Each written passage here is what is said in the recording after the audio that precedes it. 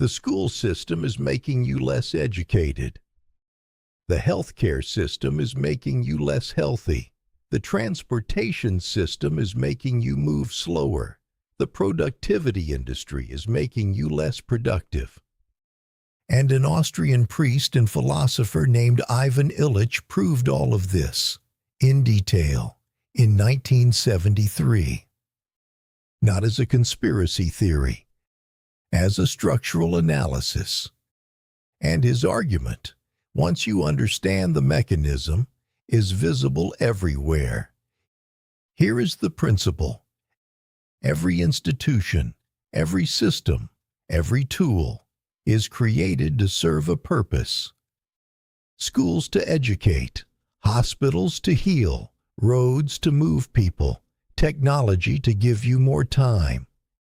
At a certain scale, when any of these grows beyond a certain size, beyond a certain level of complexity, it crosses a threshold. And past that threshold, it begins doing the opposite of what it was created for. Illich called this counterproductivity. The pursuit of a system past the point where it can serve its original purpose, to the point where it actively undermines it. Let's go through the examples. And let me be precise, because the precision is what makes this impossible to dismiss. Schools. Schools were created to educate, to transmit knowledge, to give every child access to the accumulated understanding of the civilization they were born into. Illich's argument, published in 1971 in a book called Deschooling Society, was not that schools do this badly. It was that compulsory mass schooling, past a certain scale, teaches children something quite different from what is in the curriculum. It teaches them that learning is something that happens in designated institutions, delivered by credentialed experts, measured by standardized tests, and certified by degrees that the institution itself controls. It teaches them, before anything else, that they cannot learn without the institution. The deepest lesson of school, Illich said, is dependency. The child who enters school genuinely curious, genuinely capable of learning, exits after 12 years having been taught that curiosity must be channeled through approved pathways. That knowledge has a price, that their own independent learning is not legitimate, and that they need the institution to tell them what they know. He called it, a perfect meritocracy would be a perfect hell. The school system has created an architecture of legitimacy, where the degree confers not knowledge, but the right to claim knowledge.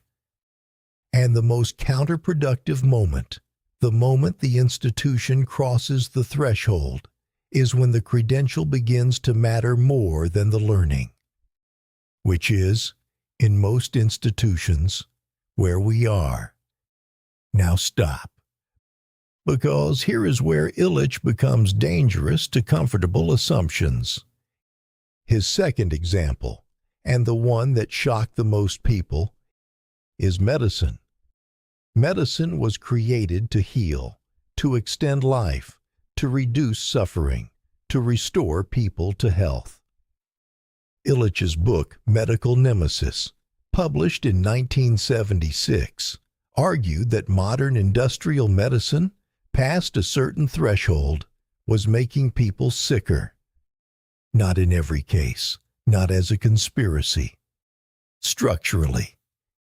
He documented what he called iatrogenic illness, illness caused by the healthcare system itself, negative reactions to drugs, infections acquired in hospitals, misdiagnoses, unnecessary procedures, the side effects of treatments for conditions the system defined as diseases that previous generations had understood as normal parts of human life.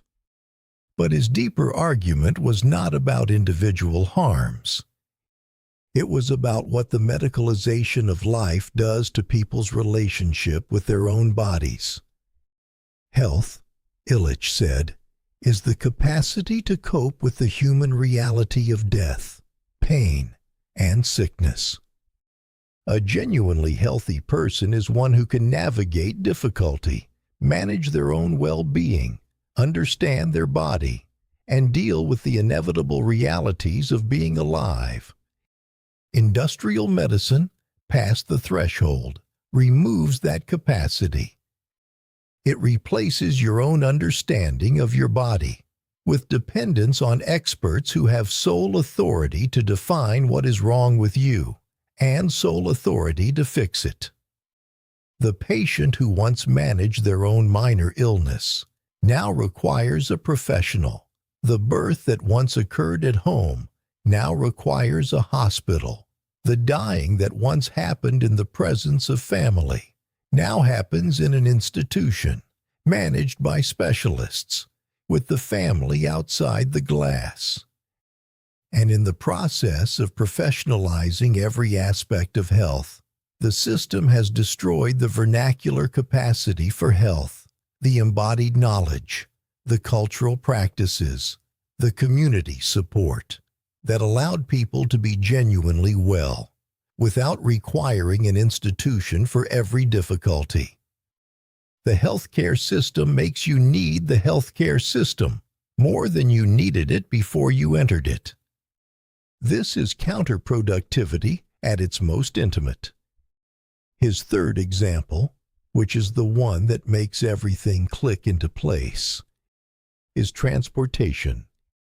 Illich calculated, in America in the 1970s, if you take all the time a person spends in a car, plus all the time they spend working to pay for the car, plus the time spent in traffic, plus the time spent in the healthcare system because of car accidents, plus the time spent maintaining roads, and divide the total distance traveled by the total time spent.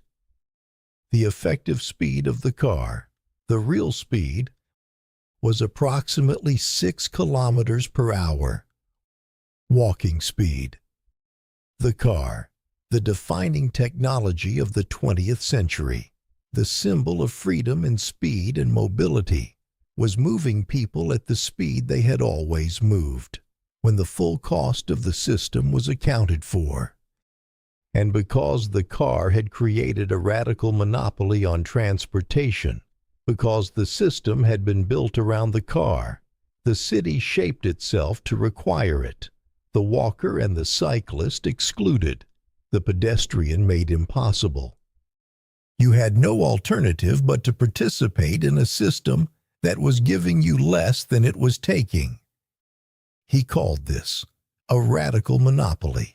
When a technology becomes so dominant, it destroys all alternatives to itself, including alternatives that worked better.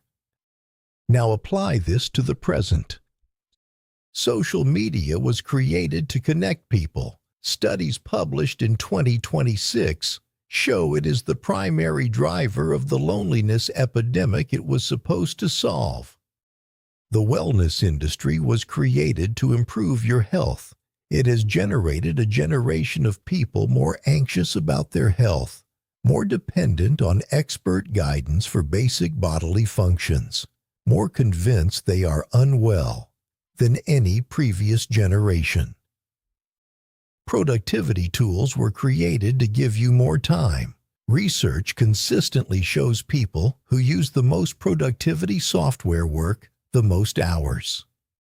The news industry was created to inform. Studies show that heavy news consumers are less accurately informed about the world and more anxious about threats that do not affect them than people who consume less.